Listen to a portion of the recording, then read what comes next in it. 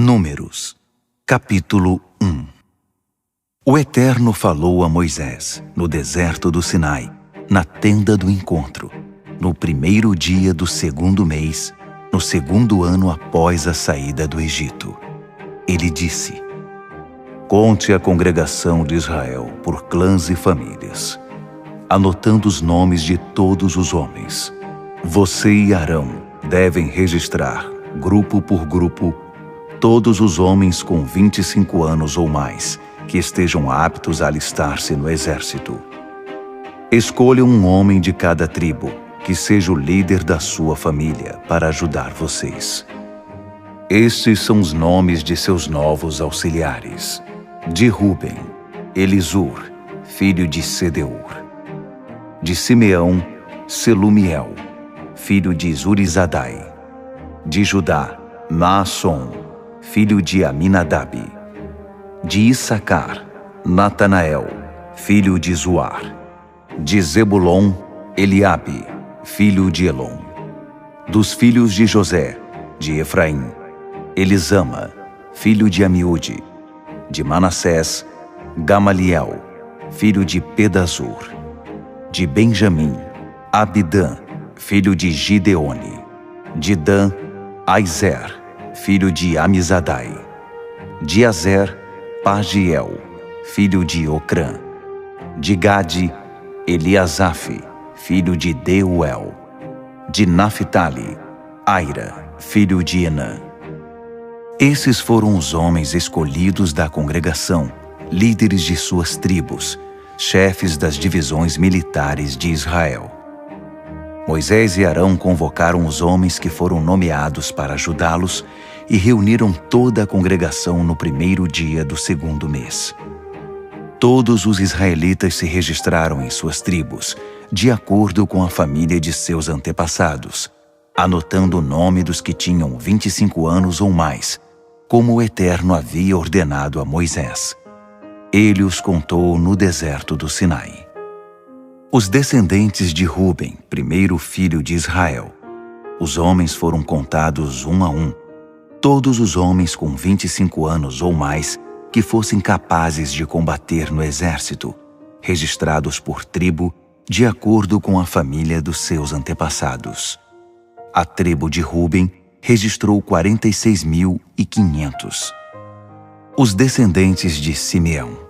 Os homens foram contados um a um, todos os homens com 25 anos ou mais que estivessem aptos a combater no exército, registrados por clãs e famílias. A tribo de Simeão registrou 59.300. Os descendentes de Gade. Os homens foram contados um a um, todos os homens com 25 anos ou mais que estivessem aptos a combater no exército, registrados por clãs e famílias. A tribo de Gade registrou 45.650. Os descendentes de Judá. Os homens foram contados um a um, todos os homens com 25 anos ou mais que estivessem aptos a combater no exército, registrados por clãs e famílias. A tribo de Judá registrou 74.600. Os descendentes de Issacar. Os homens foram contados um a um, todos os homens com 25 anos ou mais que estivessem aptos a combater no exército, registrados por clãs e famílias. A tribo de Issacar registrou 54.400. Os descendentes de Zebulon. Os homens foram contados um a um, todos os homens com 25 anos ou mais que estivessem aptos a combater no exército, registrados por clãs e famílias. A tribo de Zebulon registrou 57.400. Os descendentes de José. De Efraim, os homens foram contados um a um, todos os homens com 25 anos ou mais que estivessem aptos a combater no exército, registrados por clãs e famílias. A tribo de Efraim registrou 40.500. De Manassés, os homens foram contados um a um, todos os homens com 25 anos ou mais que estivessem aptos a combater no exército, registrados por clãs e famílias. A tribo de Manassés registrou 32.200. Os descendentes de Benjamim. Os homens foram contados um a um. Todos os homens com 25 anos ou mais que estivessem aptos a combater no exército, registrados por clãs e famílias. A tribo de Benjamim registrou 35.400. Os descendentes de Dan. Os homens foram contados um a um. Todos os homens com 25 anos ou mais que estivessem aptos a combater no exército, registrados por clãs e famílias. A tribo de Dan registrou 62.700. Os descendentes de Azer. Os homens foram contados um a um. Todos os homens com 25 anos ou mais que estivessem aptos a combater no exército, registrados por clãs e famílias. A tribo de Azer registrou 41.500. Os descendentes de Naftali. Os homens foram contados um a um. Todos os homens com 25 anos ou mais que estivessem aptos a combater no exército, registrados por clãs e famílias. A tribo de Naftali registrou 53.400. Esse é o número dos registrados por Moisés e Arão, registrados com a ajuda dos líderes de Israel, 12 homens, cada um representando a família de seus antepassados. O número total do povo de Israel, de todos os homens com 25 anos ou mais, que estivessem aptos a combater no exército, contados por famílias dos antepassados, foi de 603.550. Os levitas não foram contados com os outros. O Eterno disse a Moisés: a tribo de Levi é uma exceção. Não a registre. Não conte a tribo de Levi, nem a inclua no censo geral do povo de Israel. Em vez disso, designe os levitas para que tomem conta da tenda que guarda as tábuas da aliança, de todos os utensílios e de tudo que esteja associado a ela. A tarefa deles é carregar a tenda e seus utensílios, cuidar dela e acampar em torno dela. Na hora de transportar a tenda, os levitas deverão desmontá-la, e quando estiver na hora de montá-la, os levitas o farão. Qualquer outra pessoa que chegar perto da tenda deverá morrer. O restante do povo de Israel armará suas tendas por divisões, cada homem e seu acampamento sob sua bandeira. Mas os levitas armarão suas tendas em volta da tenda que guarda as tábuas da aliança, para que a ira do Eterno não caia sobre a comunidade de Israel. Os levitas são os responsáveis pela segurança da tenda que guarda as tábuas da aliança. O povo de Israel fez tudo o que o Eterno ordenou a Moisés. Números, capítulo 2. O Eterno disse a Moisés e Arão: o povo de Israel deve armar suas tendas em volta da tenda do encontro e voltadas para ela. Cada divisão deve acampar sob sua bandeira tribal. A leste, na direção do nascer do sol, estão as companhias do acampamento de Judá, sob sua bandeira, lideradas por Naasson, filho de Aminadab. Suas tropas contam 74.600 homens. A tribo de Issacar deverá acampar do lado de Judá, liderada por Natanael, filho de Zuar. Suas tropas contam 54.400 homens. E a tribo de Zebulon deverá acampar ao lado de Issacar, liderada por Eliabe, filho de Elon. Suas tropas contam 57.400 homens. O número total de homens designados a Judá, tropa por tropa, é 186.400. Eles liderarão a marcha. Ao sul estão as companhias do acampamento de Ruben, sob sua bandeira, lideradas por Elisur, filho de Sedeur. Suas tropas contam 46.500 homens. A tribo de Simeão deverá acampar do lado de Ruben, liderada por Selumiel, filho de Zurizadai. Suas tropas contam 59.300 homens. E a tribo de Gade deverá acampar ao lado de Simeão, liderada por Eliasaf, filho de Deuel. Suas tropas contam 45.650 homens. O número total de homens designados a Ruben, tropa por tropa, é 151.450. Eles devem marchar em segundo lugar. A tenda do encontro com o acampamento dos levitas ocupa o lugar no meio da marcha. Cada tribo deverá marchar na mesma ordem em que estiver acampada, cada uma sob sua bandeira. A oeste estão as companhias do acampamento de Efraim, sob sua bandeira, lideradas por Elisama, filho de Amiúde. Suas tropas contam 40.500 homens. A tribo de Manassés deverá armar as tendas do lado de Efraim, liderada por Gamaliel, filho de Pedazur. Suas tropas contam 32.200 homens. Próximo a Manassés, deverá ficar o acampamento da tribo de Benjamim, liderada por Abidã, filho de Gideone. Suas tropas contam 35.400 homens. O número total de homens designados a Efraim, tropa por tropa, é 108.100. Eles devem marchar em terceiro lugar. Ao norte estão as companhias do acampamento de Dan, sob sua bandeira, lideradas por Aizer, filho de Amizadai. Suas tropas contam 62.700. A tribo de Azer deverá acampar do lado de Dan, liderada por Pagiel, filho de Ocrã. Suas tropas contam 41.500 homens. Ao lado de Azer, deverá ficar a tribo de Naphtali, liderada por Aira, filho de Enã. Suas tropas contam 53.400 homens.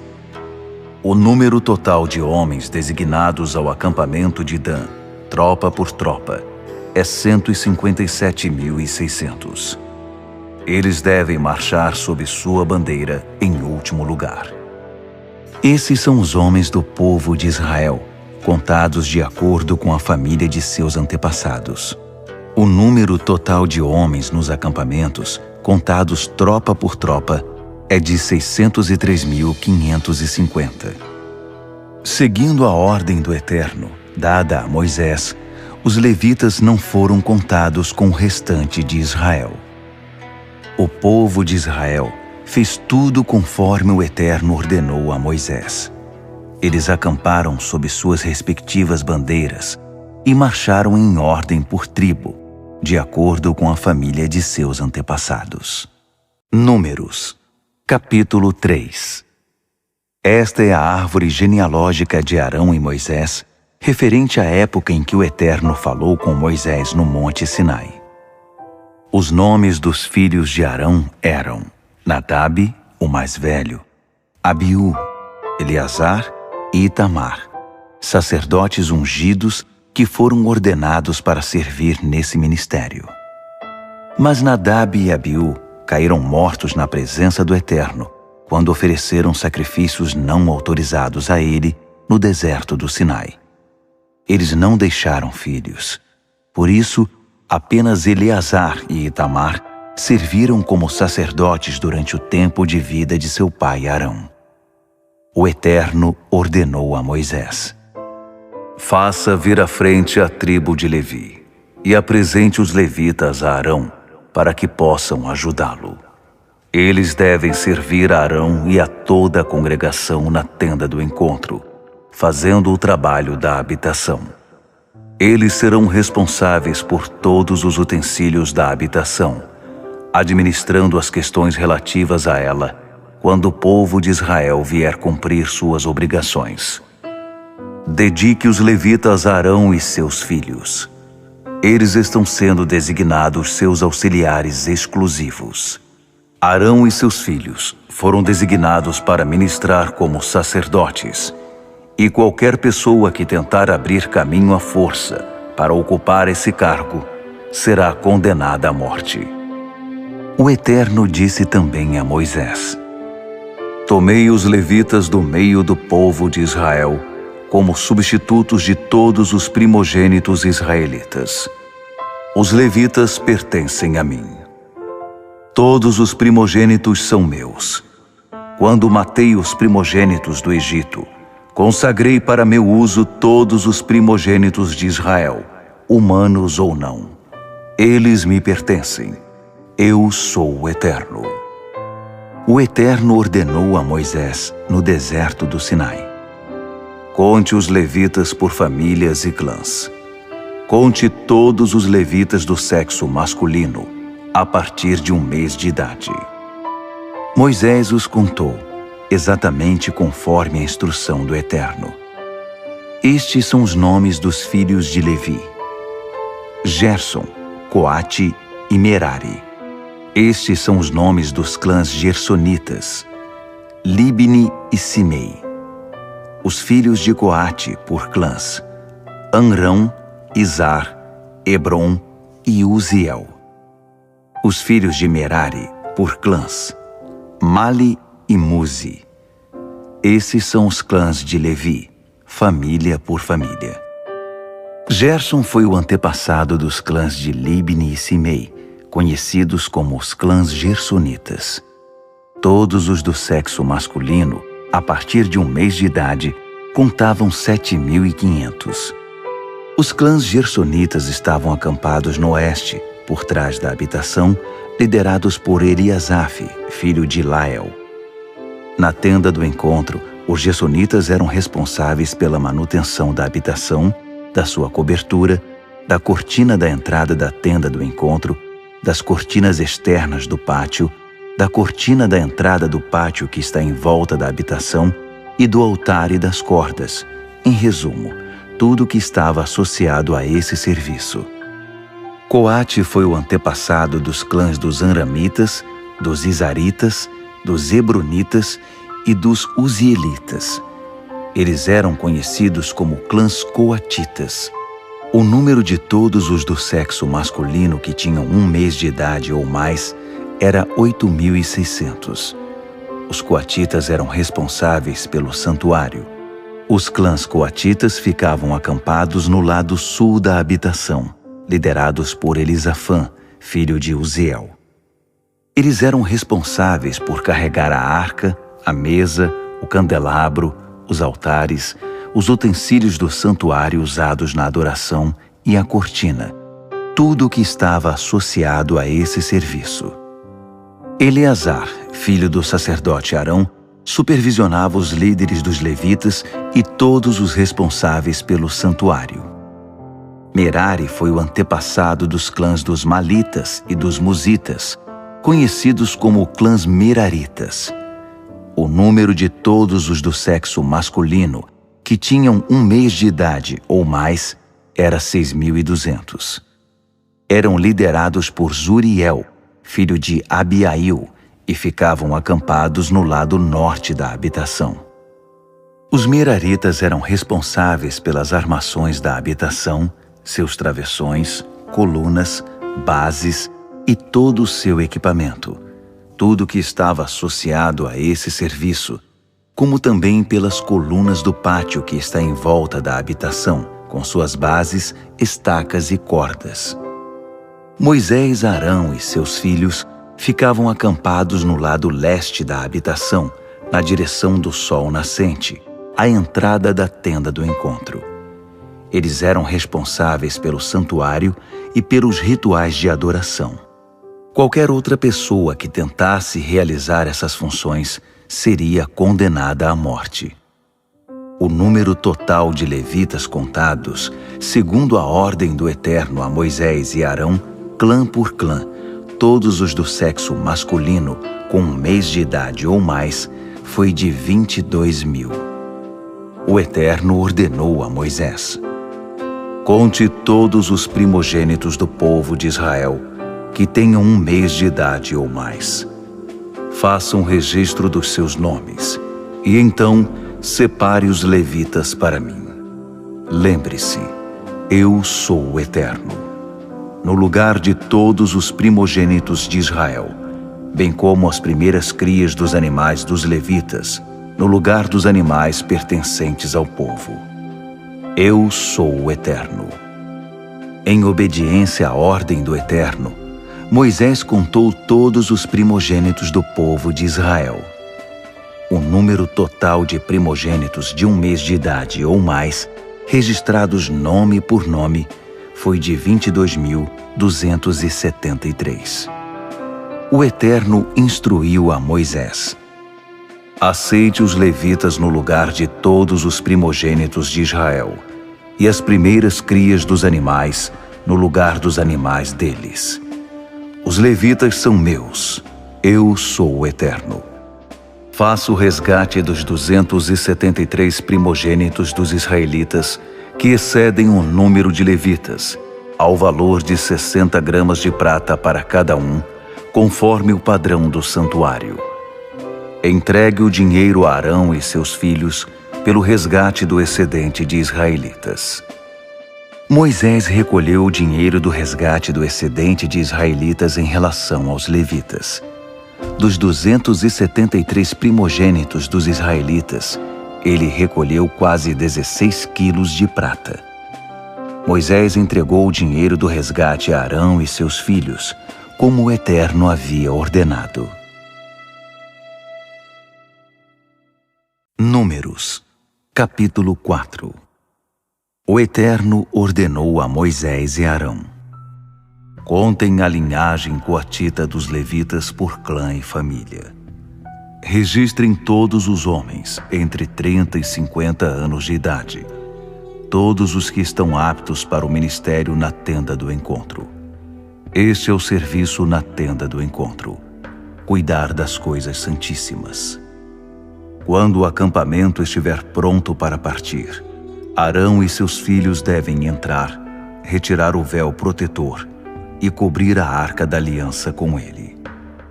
Depois, devem cobri-la com uma cobertura de couro de golfinho, estender um pano azul sobre ela e pôr os varões no lugar. Em seguida, devem estender um pano azul sobre a mesa da presença e preparar a mesa com os pratos, os recipientes do incenso, as tigelas e as bacias para as ofertas derramadas. Os pães precisam estar sempre sobre a mesa. Tudo deve ser coberto com um pano vermelho e com o couro de golfinho. Depois, serão postos os varões.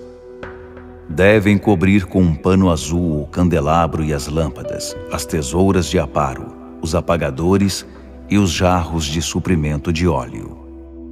Depois, devem embrulhar tudo com couro de golfinho e pôr sobre um suporte para serem carregados. Também cobrirão o altar de ouro com um pano azul e depois com couro de golfinho e o porão sobre um suporte para ser carregado. Eles deverão embrulhar todos os utensílios usados na ministração no santuário num pano azul, cobri-los com couro de golfinho e pô-los num suporte para serem carregados. Deverão remover as cinzas do altar de bronze e cobri-lo com um pano roxo.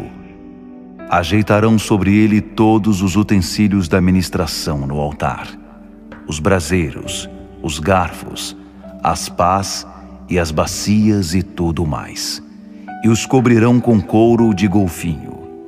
Depois, porão os varões no lugar.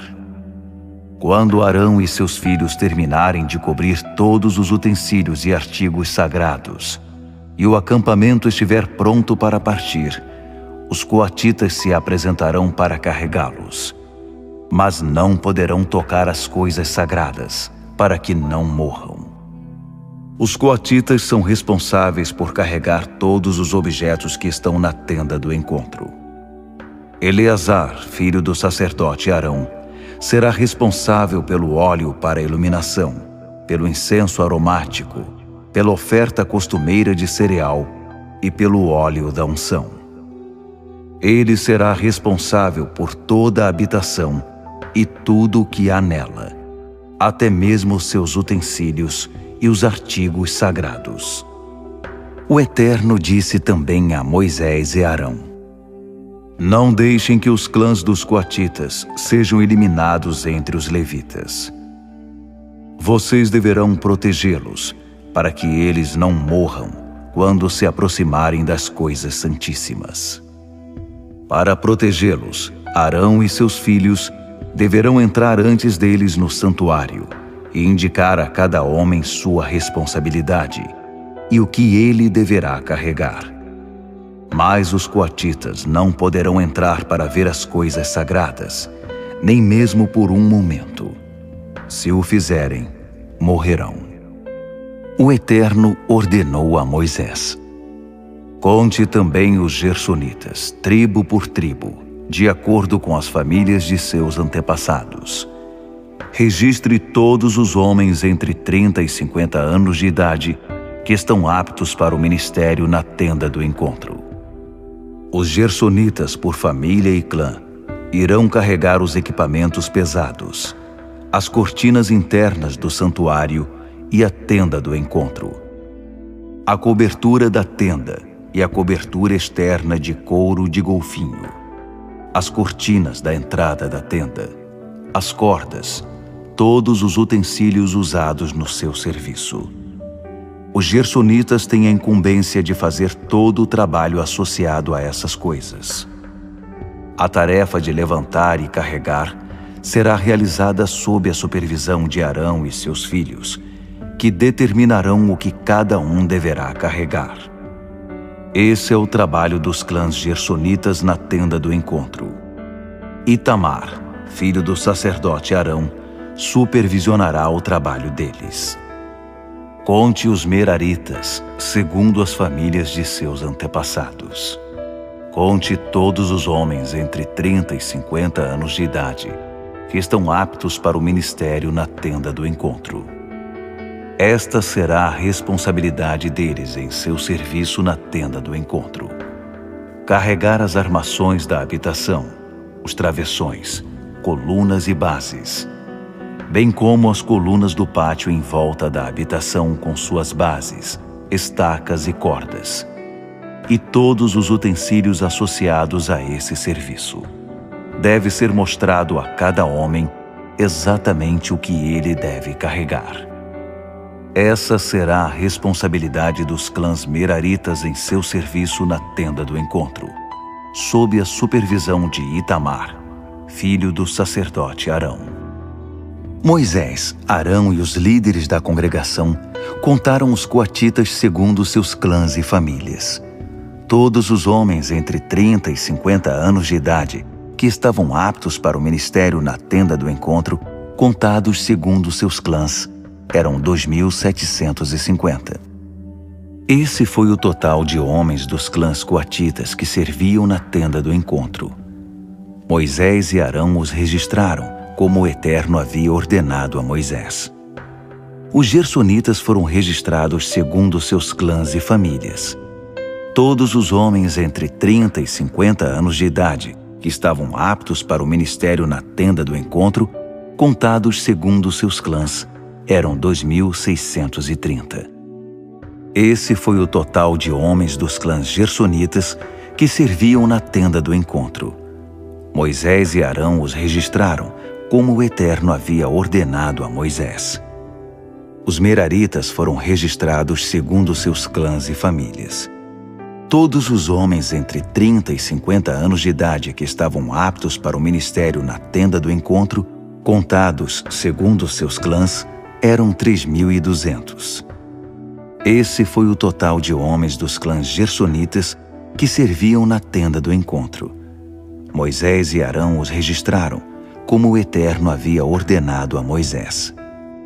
Assim, Moisés, Arão e os líderes de Israel contaram e registraram todos os levitas, segundo seus clãs e famílias. Todos os homens entre 30 e 50 anos de idade que estavam aptos para o ministério na tenda do encontro eram 8.580. A cada homem foi designado seu serviço e o que deveria carregar, conforme o Eterno havia ordenado a Moisés.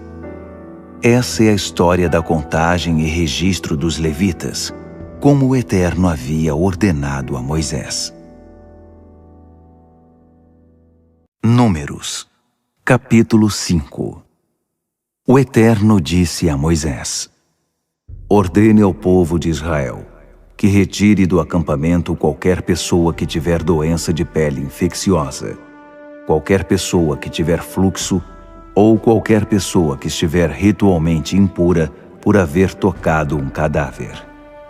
Mande-os para fora do acampamento, seja homem, seja mulher, para que não contaminem o acampamento, o lugar em que habito entre vocês. O povo de Israel obedeceu e os retirou do acampamento, exatamente como o Eterno havia ordenado a Moisés. O Eterno disse a Moisés: diga ao povo de Israel: quando alguém cometer qualquer pecado, prejudicando outra pessoa, ele violou a confiança do Eterno. É culpado e precisa confessar seu pecado. Ele fará restituição completa e acrescentará 20% à pessoa prejudicada.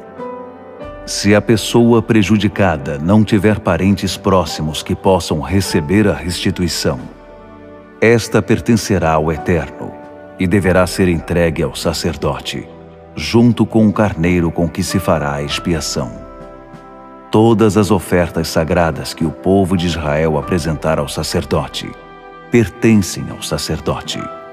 As dádivas sagradas de cada pessoa são dela mesma, mas o que for dado ao sacerdote ficará com ele. O Eterno disse a Moisés: diga ao povo de Israel: suponhamos que a esposa de um homem seja infiel a ele, deitando-se com outro homem, e o marido não esteja sabendo. Então, mesmo que não haja testemunhas e ela não tenha sido flagrada nesse ato, se o marido começar a sentir ciúme e suspeitar de que ela o está enganando, e mesmo que ela seja inocente e as suspeitas dele sejam infundadas, ele deverá levar a mulher ao sacerdote. Também deverá levar a oferta de um jarro de farinha de cevada. Não deverá derramar óleo sobre a oferta, nem misturar incenso com ela, porque é uma oferta de cereal pelo ciúme, para revelar a culpa. O sacerdote levará a mulher à presença do Eterno. Derramará um pouco de água sagrada num jarro de barro e acrescentará um pouco do pó do chão da habitação na água.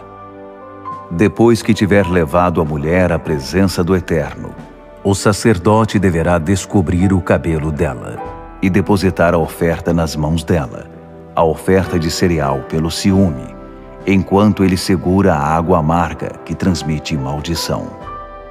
O sacerdote porá a mulher sob juramento e dirá: se nenhum homem se deitou com você, e se você não adulterou, nem se tornou impura enquanto estava com seu marido, que esta água amarga que transmite maldição não faça mal a você. Mas se você teve um caso e se contaminou ao deitar com outro homem, aqui o sacerdote põe a mulher sob essa maldição. Que o Eterno leve seu povo a amaldiçoar e desprezar você, fazendo que seu útero seque e sua barriga enche. Que esta água, que transmite maldição, entre em seu corpo e faça inchar sua barriga e secar seu útero. E a mulher dirá: Amém, Amém. O sacerdote deverá escrever essas maldições num rolo e lavar as palavras na água amarga. Depois dará à mulher a água amarga que transmite maldição. A água entrará no corpo dela e causará dor aguda. O sacerdote então pegará das mãos dela um punhado da oferta de cereal pelo ciúme, que será balançado diante do Eterno e levado ao altar. Em seguida, o sacerdote levará um punhado da oferta de cereal, usando-a como oferta memorial, e o queimará no altar. Depois disso, ele fará a mulher beber a água. Se a mulher estiver contaminada, se for infiel ao seu marido, quando beber a água que transmite maldição, essa água entrará em seu corpo e causará dor aguda, sua barriga inchará e seu útero secará. Ela será amaldiçoada entre seu povo. Mas, se ela não estiver contaminada, se for inocente, seu nome estará limpo e ela poderá ter filhos. Essa é a lei acerca do ciúme. No caso da mulher que se desviou e tem um caso, e se contaminou enquanto estava casada, ou do homem atormentado por ciúme, por suspeitar da esposa. O sacerdote a levará à presença do Eterno e a submeterá a esse procedimento. O marido será inocentado, mas a mulher pagará por seu erro. Números, capítulo 6. O Eterno disse a Moisés: Fale com o povo de Israel e diga assim: Se alguém entre vocês, não importa se homem ou mulher, quiser fazer o voto especial de Nazireu, consagrando-se totalmente ao Eterno, não poderá beber vinho, nem qualquer outra bebida fermentada, nem mesmo suco de uva. Aliás, nem mesmo poderá comer uvas ou passas. Durante o período de consagração, nada que venha da uva, nem sementes nem casca, poderá servir de alimento para essa pessoa. Durante o período de consagração ao Eterno, a pessoa também não poderá cortar o cabelo. O cabelo comprido será um sinal de consagração ao Eterno. Nesse mesmo período, a pessoa não poderá tocar nenhum cadáver, mesmo que seja o corpo do pai, mãe, irmão ou irmã. Ela não poderá se contaminar ritualmente, porque o sinal da consagração ao Eterno está sobre a cabeça dela. Durante todo o período da consagração, a pessoa irá se dedicar ao Eterno. Se alguém morrer repentinamente na presença da pessoa consagrada, e assim sua cabeça for ritualmente contaminada, ela terá de rapar a cabeça no dia da sua purificação, isto é, no 7º dia. No 8º dia, levará 2 rolinhas ou 2 pombinhos ao sacerdote, na entrada da tenda do encontro. O sacerdote oferecerá uma das aves como oferta de perdão e a outra como oferta queimada, purificando a pessoa da contaminação ritual em virtude do contato com o cadáver. A pessoa reconsagrará o cabelo nesse dia e renovará seu voto de Nazireu com o Eterno, levando um cordeiro de 1 ano como oferta de reparação. Dessa forma, o período de consagração é reiniciado. Os dias anteriores não contam, porque a consagração foi ritualmente contaminada. Estas são as instruções para quando terminar o período da consagração dessa pessoa ao Eterno. Ela deverá ser levada à entrada da tenda do encontro. Ali, apresentará suas ofertas ao Eterno: um cordeiro de 1 ano sem defeito para a oferta queimada, uma cordeira de 1 ano sem defeito para a oferta de perdão, um carneiro sem defeito para a oferta de paz, um cesto de pães sem fermento, feitos de farinha da melhor qualidade, misturados com óleo, pães finos untados com óleo, junto com suas ofertas de cereal e ofertas derramadas. O sacerdote se aproximará do Eterno com um cesto de pães sem fermento e, por fim, apresentará a oferta de cereal e a oferta derramada. Na entrada da tenda do encontro, deverá rapar o cabelo que foi consagrado e queimá-lo no fogo como a oferta de paz. Depois que a pessoa tiver rapado o cabelo da consagração, o sacerdote pegará um ombro de carneiro cozido, um pedaço de pão sem fermento e um pão fino do cesto, e os depositará nas mãos dela. O sacerdote então os balançará como oferta movida diante do Eterno. Essas ofertas são sagradas e pertencem ao sacerdote, junto com o peito que foi apresentado como oferta movida e a coxa que foi ofertada. Então, a pessoa estará livre para beber vinho. Estas são as instruções para os nazireus, quando levarem suas ofertas ao Eterno, no seu voto de consagração, além das outras ofertas. Eles precisam cumprir seus votos, conforme as instruções para os nazireus. O Eterno disse a Moisés: Diga a Arão e seus filhos: Eis como vocês deverão abençoar o povo de Israel. Digam a eles: Que o Eterno abençoe e guarde vocês. Que o Eterno sorria para vocês e presenteie vocês. Que o Eterno olhe para vocês bem nos olhos e os faça prosperar. Ao fazê-lo, eles porão meu nome sobre o povo de Israel.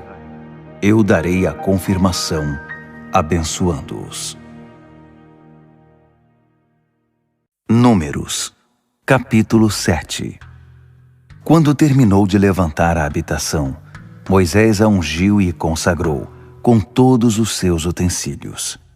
Ao mesmo tempo, ungiu e consagrou o altar e seus utensílios. Os líderes de Israel, os chefes das tribos e clãs responsáveis pela contagem e registro do povo, apresentaram suas ofertas. Eles trouxeram suas ofertas ao Eterno: 6 carroças cobertas e 12 bois, uma carroça para cada dupla de líderes e um boi para cada líder. O Eterno disse a Moisés: Receba essas ofertas, para que sejam usadas no transporte da tenda do encontro. Entregue-as aos levitas, conforme a necessidade do trabalho deles. Moisés recebeu as carroças e os bois e os entregou aos levitas. Ele entregou 2 carroças e 4 bois aos gersonitas para o serviço deles, e 4 carroças e 8 bois aos meraritas para o serviço deles. Todos estavam sob a supervisão de Itamar, filho do sacerdote Arão. Moisés não deu nenhum boi nem carroça aos coatitas, porque eles tinham a tarefa de carregar nos ombros as coisas sagradas pelas quais eram responsáveis. Quando o altar foi ungido, os líderes apresentaram suas ofertas pela sua dedicação e apresentaram diante do altar, porque o Eterno havia instruído Moisés. Cada dia, um líder deverá apresentar sua oferta pela dedicação do altar. No primeiro dia, Naasson, filho de Aminadab da tribo de Judá, apresentou sua oferta. Sua oferta foi 1 prato de prata, pesando 1,560 kg, e uma bacia de prata, pesando 840 gramas, segundo o padrão do santuário. Cada um cheio de farinha da melhor qualidade, misturada com óleo como oferta de cereal. Uma vasilha de ouro, pesando 120 gramas, cheia de incenso. Um novilho, um carneiro e um cordeiro de 1 ano para oferta queimada. Um bode para a oferta de perdão, 2 bois, 5 carneiros, 5 bodes e 5 cordeiros de 1 ano para serem sacrificados como oferta de paz. Essa foi a oferta de Naasson, filho de Aminadab. No segundo dia, Natanael, filho de Zuar e líder da tribo de Issacar, apresentou sua oferta. Sua oferta foi 1 prato de prata, pesando 1,560 kg, e uma bacia de prata, pesando 840 gramas, segundo o padrão do santuário. Cada um cheio de farinha da melhor qualidade misturada com óleo, como oferta de cereal.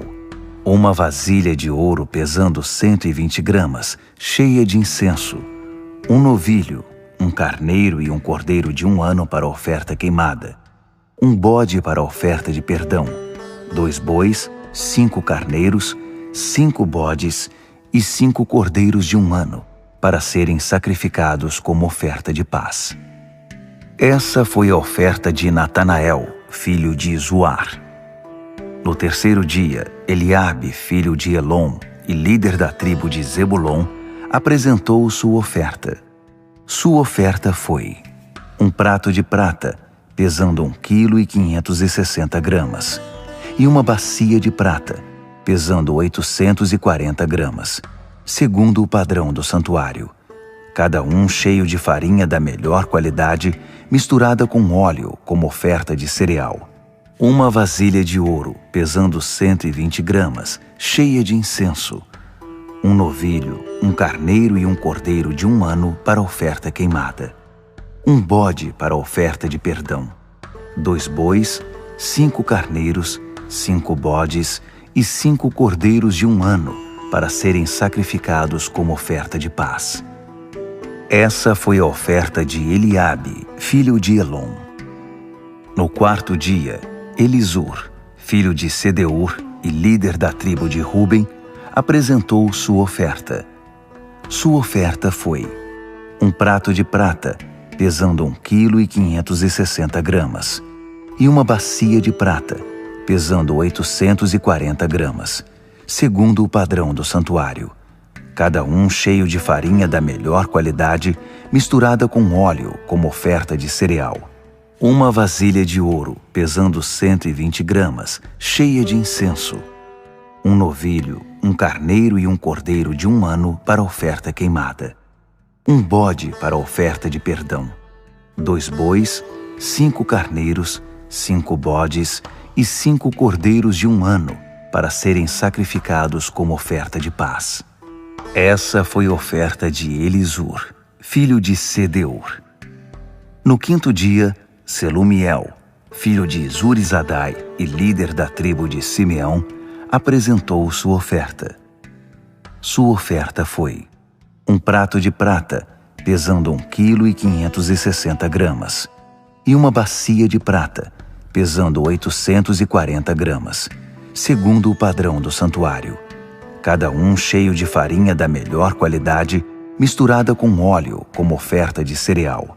Uma vasilha de ouro, pesando 120 gramas, cheia de incenso.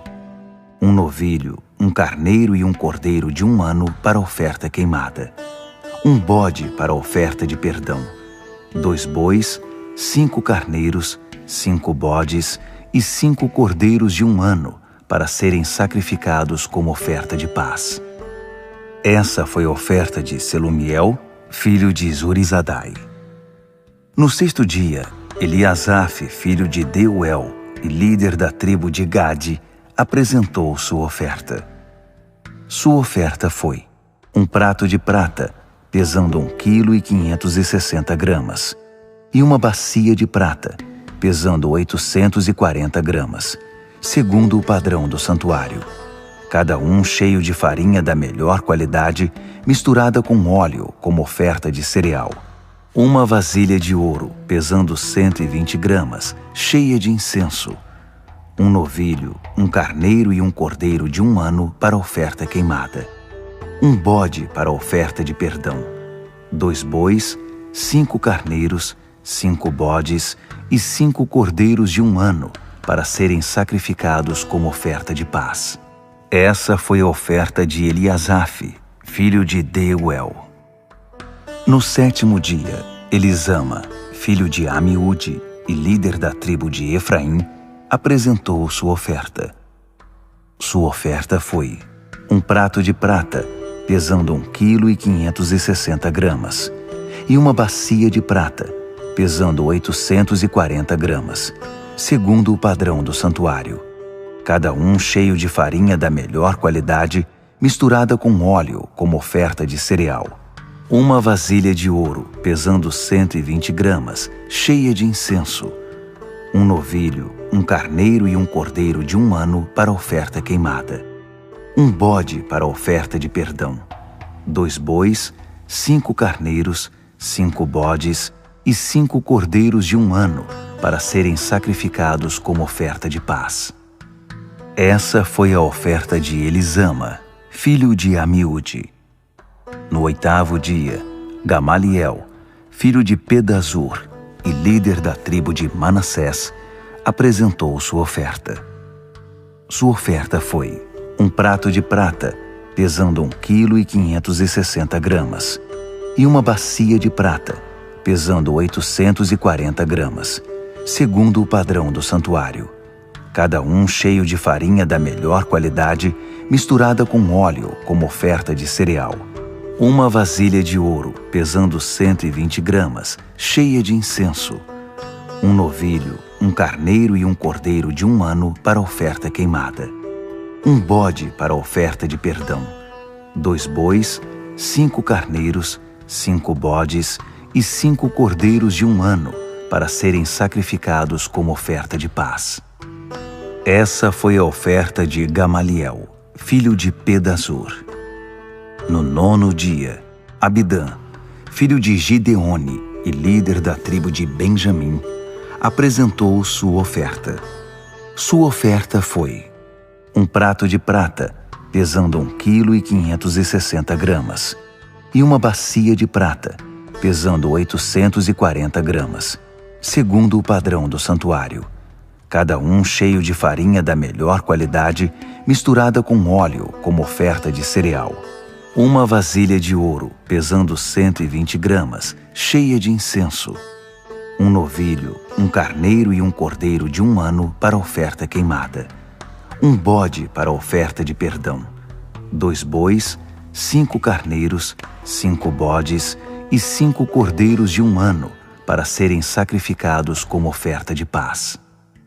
Essa foi a oferta de Abidã, filho de Gideone. No 10º dia, Aiezer, filho de Amizadai e líder da tribo de Dan, apresentou sua oferta. Sua oferta foi um prato de prata, pesando 1,560 kg, e uma bacia de prata, pesando 840 gramas, segundo o padrão do santuário, cada um cheio de farinha da melhor qualidade, misturada com óleo como oferta de cereal. Uma vasilha de ouro, pesando 120 gramas, cheia de incenso. Um novilho, um carneiro e um cordeiro de 1 ano para oferta queimada. Um bode para oferta de perdão. 2 bois, 5 carneiros, 5 bodes e 5 cordeiros de 1 ano para serem sacrificados como oferta de paz. Essa foi a oferta de Aiezer, filho de Amizadai. No 11º dia, Pagiel, filho de Ocrã e líder da tribo de Azer, apresentou sua oferta. Sua oferta foi um prato de prata, pesando 1,560 kg, e uma bacia de prata, pesando 840 gramas, segundo o padrão do santuário, cada um cheio de farinha da melhor qualidade, misturada com óleo como oferta de cereal. Uma vasilha de ouro, pesando 120 gramas, cheia de incenso. Um novilho, um carneiro e um cordeiro de 1 ano para oferta queimada. Um bode para oferta de perdão. 2 bois, 5 carneiros, 5 bodes e 5 cordeiros de 1 ano para serem sacrificados como oferta de paz. Essa foi a oferta de Pagiel, filho de Ocrã.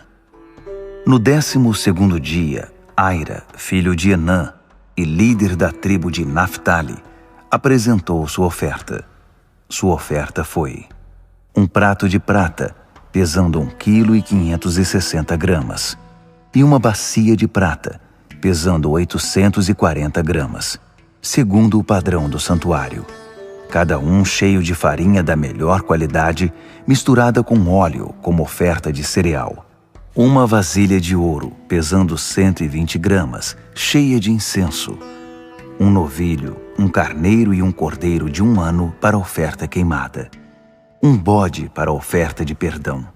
2 bois, 5 carneiros, 5 bodes e 5 cordeiros de 1 ano para serem sacrificados como oferta de paz.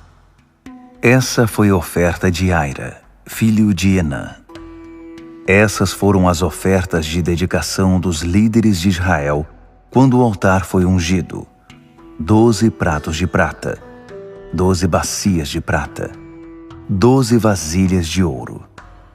Cada prato de prata pesava 1,560 kg, e cada bacia de prata pesava 840 gramas. O total de peças de prata foi de 28,8 kg, segundo o padrão do santuário. As 12 vasilhas de ouro cheias de incenso pesavam 120 gramas cada uma, segundo o padrão do santuário. Juntas, as vasilhas de ouro pesaram 1,440 kg. O total de animais usados para a oferta queimada, junto com a oferta de cereal, foi 12 bois, 12 carneiros, 12 cordeiros de 1 ano. Para a oferta de perdão, 12 bodes. Essas foram as ofertas apresentadas para a dedicação do altar depois que ele foi ungido. O total de animais utilizados para o sacrifício da oferta de paz é 24 touros, 60 carneiros, 60 bodes, 60 cordeiros de 1 ano.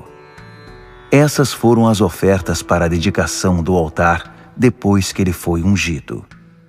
Quando Moisés entrou na tenda do encontro para falar com o Eterno, ele ouviu a voz falando com ele do meio dos 2 querubins que estavam sobre a tampa da expiação, na Arca da Aliança, e falava com ele. Números, capítulo 8. O Eterno disse a Moisés: Diga a Arão: prepare as 7 lâmpadas que deverão iluminar a área em frente ao candelabro. Arão cumpriu a ordem. Ele preparou as lâmpadas conforme o Eterno havia instruído Moisés. O candelabro era feito de ouro batido, desde o pedestal até as flores, segundo o modelo que o Eterno havia mostrado a Moisés. O Eterno ordenou a Moisés: separe os levitas do meio do povo de Israel e purifique-os para fazerem o serviço do Eterno. Faça da seguinte forma: borrife a água da purificação sobre eles. Faça-os rapar todo o corpo e lavar suas roupas. Então, eles estarão purificados. Eles deverão trazer um novilho com a oferta de cereal de farinha da melhor qualidade, misturada com óleo, e mais um novilho para a oferta de perdão. Então, você reunirá os levitas diante da tenda do encontro, e também toda a comunidade de Israel. Apresente os levitas ao Eterno, enquanto o povo de Israel impõe as mãos sobre eles. Arão apresentará os levitas ao Eterno com uma oferta movida do povo de Israel. Assim, estarão preparados para o serviço do Eterno. Os levitas deverão impor as mãos sobre a cabeça dos novilhos, escolhendo a um como oferta de perdão e outro como oferta queimada ao Eterno, para fazer expiação por eles. Depois, posicione os levitas diante de Arão e seus filhos e apresente-os com oferta movida ao Eterno. Esse é o procedimento para separar os levitas do restante do povo de Israel. Os levitas serão exclusivamente meus. Depois que você tiver purificado os levitas e os tiver apresentado ao Eterno como oferta movida, eles poderão começar seu serviço na tenda do encontro. Os levitas foram escolhidos entre o povo de Israel para meu uso exclusivo. Eles ocupam o lugar de todos os primogênitos nascidos de mãe israelita. Todos os primogênitos em Israel, bem como todas as primeiras crias dos animais, serão separados para meu uso. Quando feri os primogênitos do Egito, eu consagrei os primogênitos israelitas para meu uso. Mas agora, tomo os levitas como substitutos de todos os primogênitos de Israel, escolhidos entre o povo. Eles foram entregues a Arão e seus filhos para realizar todo o serviço associado à tenda do encontro, a favor do povo de Israel, e fazer ofertas de expiação por eles, para que nada de mal aconteça a eles quando se aproximarem do santuário. Moisés, Arão e toda a comunidade de Israel executaram esse procedimento com os levitas, como o Eterno havia ordenado. Os levitas se purificaram e lavaram suas roupas. Arão os apresentou como oferta movida diante do Eterno e fez expiação por eles para purificá-los. Só então os levitas puderam começar o serviço na tenda do encontro. Arão e seus filhos os supervisionavam, de acordo com as orientações do Eterno. O Eterno disse a Moisés: Estas são as instruções com respeito aos levitas. Aos 25 anos de idade, iniciarão o serviço na tenda do encontro. Aos 50 anos, eles se afastarão do serviço regular, mas poderão ajudar seus irmãos nas tarefas da tenda do encontro. No entanto, não terão permissão para fazer o serviço eles mesmos. Essas são as regras básicas para o serviço dos levitas. Números, capítulo 9. O Eterno falou com Moisés no deserto do Sinai, no primeiro mês do segundo ano depois da saída do Egito. Ele ordenou: Convoque o povo para celebrar a Páscoa no tempo estabelecido. Realizem a festa na data certa, no entardecer do dia 14 desse mês, de acordo com todas as regras e orientações. Moisés orientou o povo de Israel a celebrar a Páscoa, e foi o que eles fizeram no deserto do Sinai, ao entardecer do dia 14 do primeiro mês. O povo de Israel fez tudo conforme o Eterno havia ordenado a Moisés. Mas alguns não puderam celebrar a Páscoa no dia estabelecido, porque estavam ritualmente impuros, por haverem tocado um cadáver. Assim, eles se apresentaram a Moisés e Arão na Páscoa e disseram: Estamos ritualmente impuros por termos tocado um cadáver. Mas por que seríamos impedidos de levar nossa oferta ao Eterno com os outros israelitas no dia da Páscoa? Moisés disse: Dê-me algum tempo. Vou descobrir o que o Eterno diz a respeito dessa situação. O Eterno disse a Moisés: Diga ao povo de Israel: Se alguém estiver ritualmente impuro por ter tocado um cadáver ou estiver em viagem num lugar distante, ainda assim poderá celebrar a Páscoa do Eterno, mas deverá celebrá-la ao entardecer do dia 14 do segundo mês. Comam o cordeiro com o pão sem fermento e as ervas amargas. Não deixem nada para o dia seguinte. Não quebrem os ossos do animal. Sigam todos esses procedimentos. Mas quem estiver ritualmente puro e não estiver viajando e deixar de celebrar a Páscoa, precisa ser eliminado do meio do povo, porque não apresentou sua oferta ao Eterno no tempo estabelecido. Esse homem pagará pelo seu pecado. Qualquer estrangeiro residente entre vocês que quiser celebrar a Páscoa do Eterno será bem-vindo à festa, mas precisará seguir todas as regras e procedimentos que valem tanto para os estrangeiros quanto para os naturais da terra. No dia em que a habitação foi levantada, a nuvem a cobriu. Desde o pôr do sol até o alvorecer, ela permaneceu sobre a habitação. Era assim o tempo todo, a nuvem sobre a habitação. Durante a noite, ela parecia fogo. Quando a nuvem se erguia acima da tenda, o povo de Israel levantava acampamento. Quando a nuvem descia, o povo montava acampamento. O povo de Israel partia segundo as ordens do Eterno e acampava segundo suas ordens. Enquanto a nuvem estivesse sobre a habitação, eles ficavam acampados. Mesmo quando a nuvem pairava sobre a habitação durante muitos dias, eles honravam a vontade do Eterno e não partiam. Permaneciam no acampamento, em atitude de obediência, enquanto a nuvem estivesse sobre a habitação. Mas no momento em que o Eterno dava a ordem, eles partiam. Se a nuvem permanecesse sobre a habitação, apenas do entardecer até o alvorecer do dia seguinte, e então se levantasse, eles partiam. Não importava se era dia ou noite. Quando a nuvem se levantava, eles partiam. Não fazia diferença se a nuvem pairava sobre a habitação por 2 dias, 1 mês ou 1 ano. Enquanto ela permanecia ali, eles permaneciam ali. Mas quando a nuvem se levantava, eles partiam. Eles acampavam segundo a ordem do Eterno e partiam por sua ordem. Eles viviam de forma obediente às ordens do Eterno, conforme anunciadas por Moisés.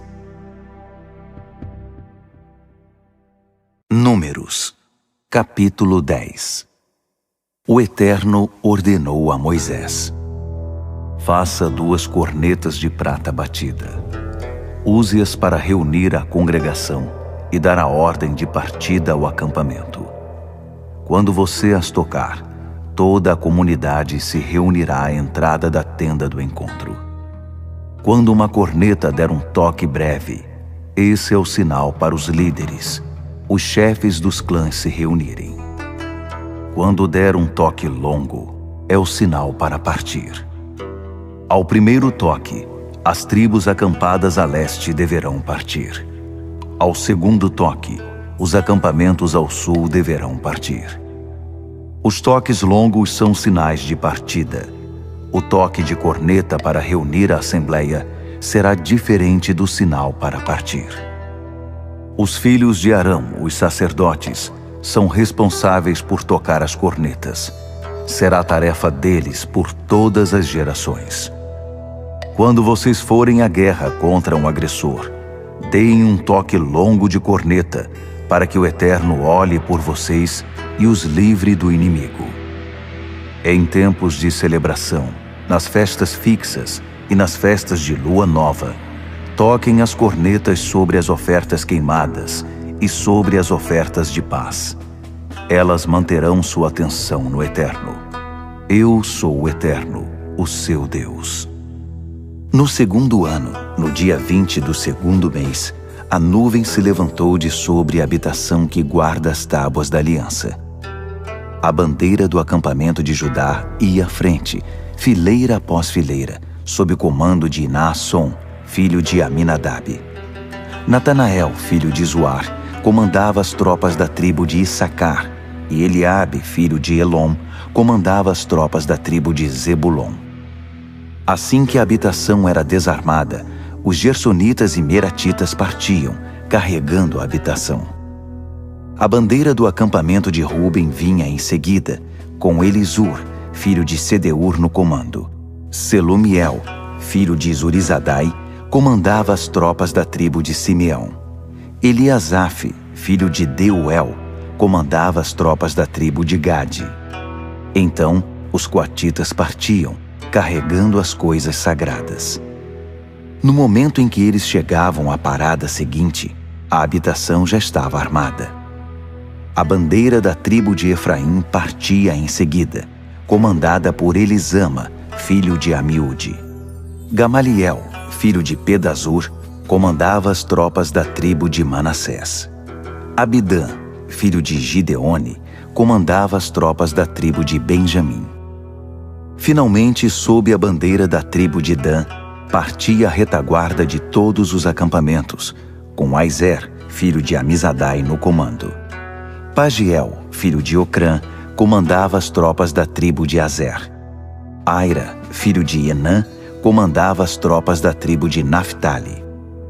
Essa era a ordem dos exércitos do povo de Israel quando se punham em marcha. Eles estavam a caminho. Moisés disse a seu cunhado Obabe, filho de Reuel o Midianita, sogro de Moisés: Estamos marchando para o lugar que o Eterno nos prometeu. Venha conosco, nós o trataremos muito bem. O Eterno prometeu coisas boas a Israel. Mas Obabe respondeu: Não vou. Prefiro voltar para casa, para minha terra e minha família. Moisés replicou: Por favor, não nos deixe. Você conhece os melhores lugares para acampar no deserto. Precisamos dos seus olhos. Se você vier conosco, faremos de tudo para que você compartilhe todas as coisas boas que o Eterno fizer por nós. Assim eles partiram. Do monte do Eterno marcharam 3 dias, com a arca da aliança do Eterno à frente, em busca de um lugar para acampar. A nuvem do Eterno ficava acima deles de dia, sempre que levantavam acampamento. Quando a arca partia, Moisés orava: Levanta-te, ó Deus, elimina teus inimigos, persegue até as colinas os que te odeiam. E quando a arca parava, ele dizia: Descansa conosco, ó Deus. Fica com os milhares, os muitos milhares de Israel.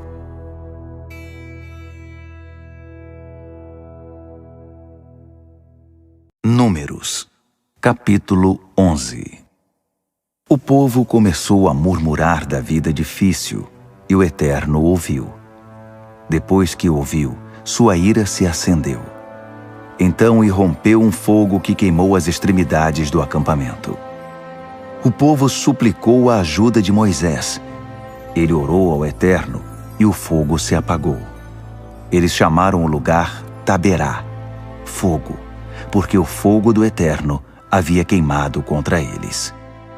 Alguns estrangeiros que viajavam com eles estavam com vontade de comer carne e logo induziram todo o povo de Israel a reclamar e murmurar. Por que não temos carne? No Egito comíamos peixe e era de graça. Sem falar dos pepinos, das melancias, dos alhos porós, das cebolas e dos alhos. Mas aqui nada tem gosto. Tudo que comemos é maná, maná, maná. O maná era uma substância parecida com sementes e brilhante como resina. O povo o ajuntava e usava pedras para moê-lo ou o socava no pilão. Ele era cozido na panela e também faziam bolos com ele. O gosto era de bolo amassado com azeite de oliva. Quando o orvalho caía sobre o acampamento à noite, o maná caía com o orvalho. Moisés ouviu a queixa, todas aquelas famílias reclamando à porta das tendas, e a ira do Eterno se acendeu. Moisés percebeu que as coisas iam muito mal. Moisés perguntou ao Eterno: Por que me tratas dessa maneira? O que eu fiz para merecer isso? Acaso fui eu que os concebi? Fui eu a mãe deles? Portanto, por que lanças a responsabilidade por esse povo sobre mim? Por que tenho de carregar esse povo por aí como uma mãe carrega um bebê até a terra que prometeste aos antepassados deles? Onde vou achar carne para todo esse povo que está se queixando a mim? Queremos carne. Você tem de nos dar carne. Não posso fazer isso sozinho. Conduzir esse povo é pesado demais para mim. Se é assim que vais me tratar, por favor, me mata. Já vivi o suficiente. Para mim chega. Tira-me daqui. O Eterno disse a Moisés: Escolha e reúna 70 homens entre os líderes de Israel, que sejam respeitados e responsáveis. Leve-os à tenda do encontro. Eu os encontrarei lá. Descerei ali e falarei com você. Tirarei um pouco do espírito que está sobre você e porei sobre eles. Dessa forma, receberão capacidade para assumir parte do fardo desse povo. Você não terá de carregar tudo sozinho. Diga ao povo: consagrem-se, preparem-se, pois amanhã vocês comerão carne. Vocês têm choramingado ao Eterno. Queremos carne, você tem de nos dar carne. Nossa vida no Egito era muito melhor. Pois o Eterno ouviu suas queixas e dará carne a vocês. Vocês comerão carne com certeza. E não apenas um dia, nem mesmo 2, 5, 10 ou 20, mas um mês inteiro. Vocês comerão carne até que ela saia pelas suas narinas. Ficarão tão cheios e enjoados de carne que vomitarão diante da simples menção dela. E sabem por quê?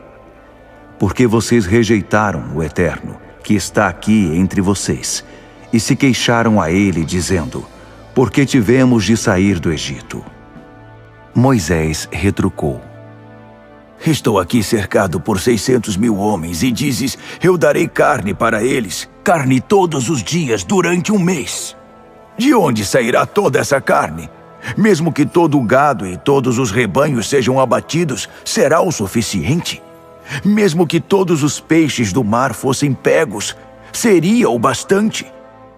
O Eterno respondeu a Moisés: então, você acha que não consigo tomar conta de vocês?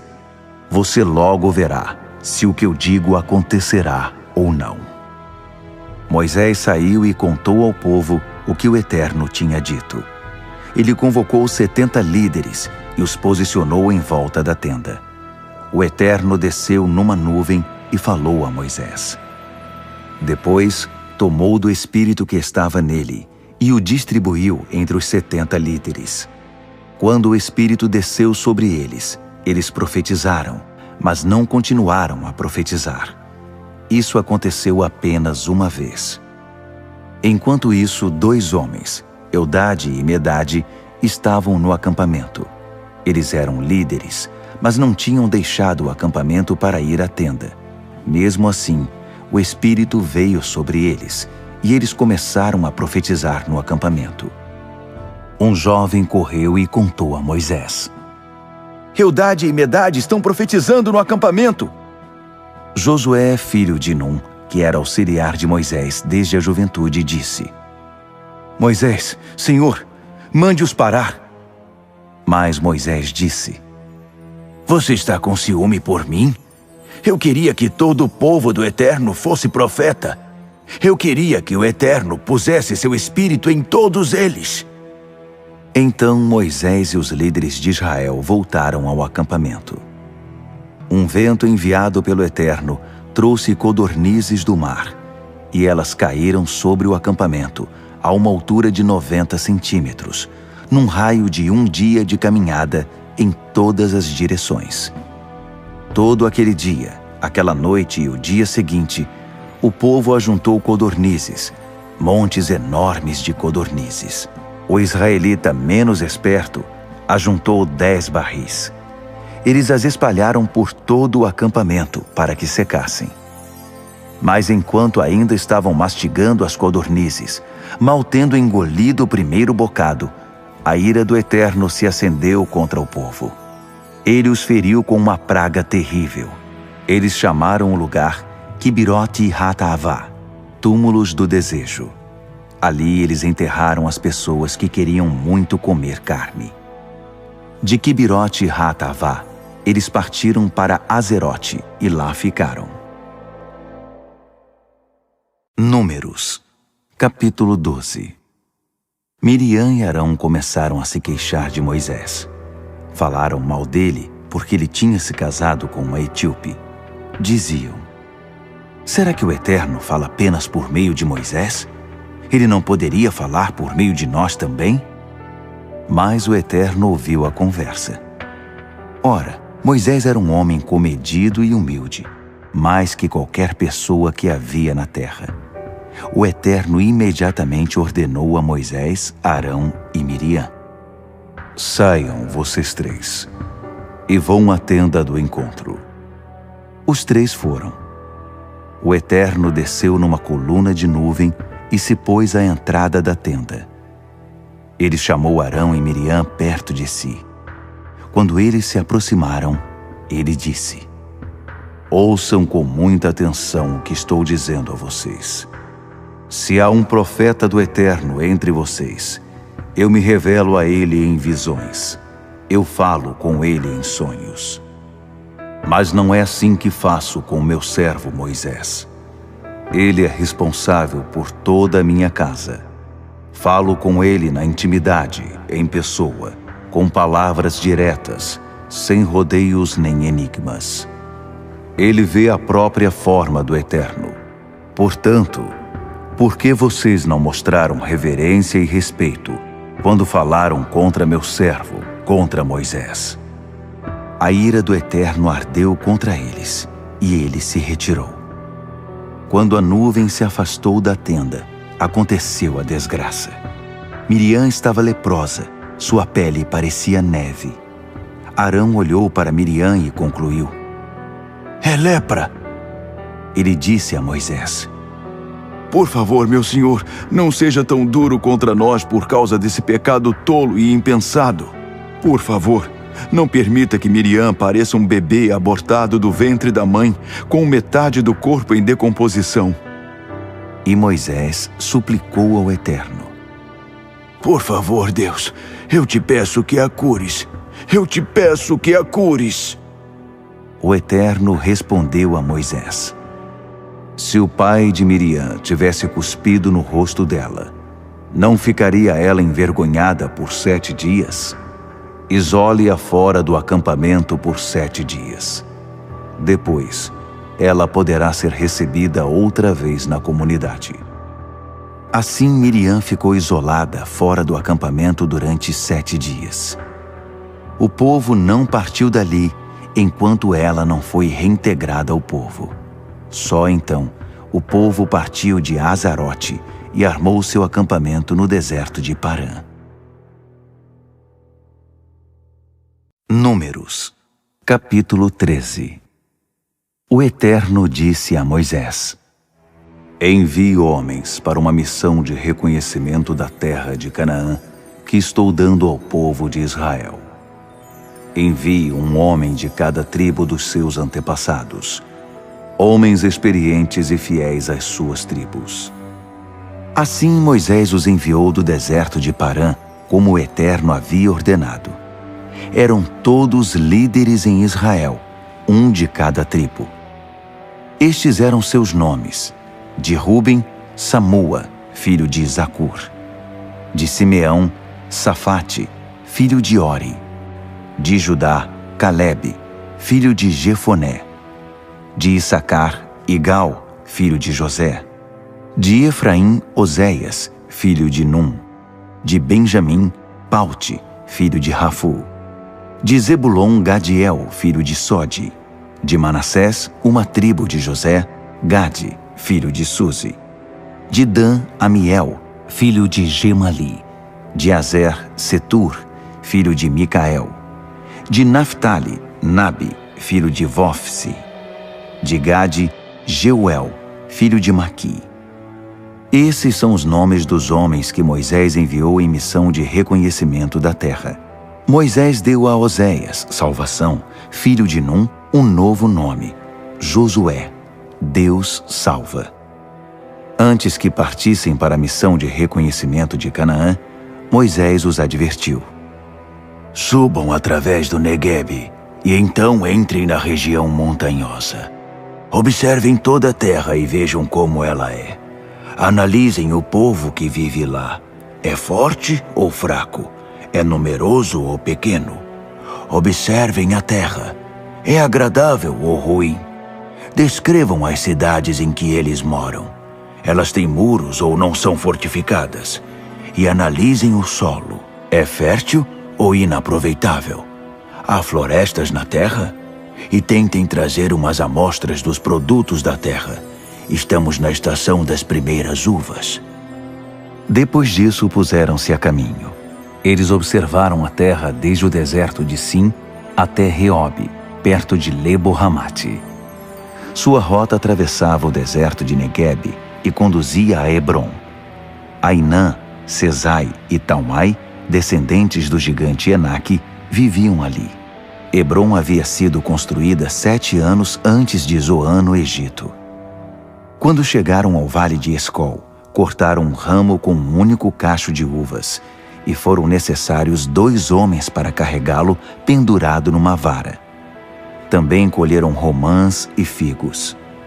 Chamaram o lugar Vale de Escol, Vale do Cacho de Uvas, por causa do enorme cacho de uvas que cortaram ali. Depois de 40 dias de reconhecimento da terra, eles voltaram para seu povo.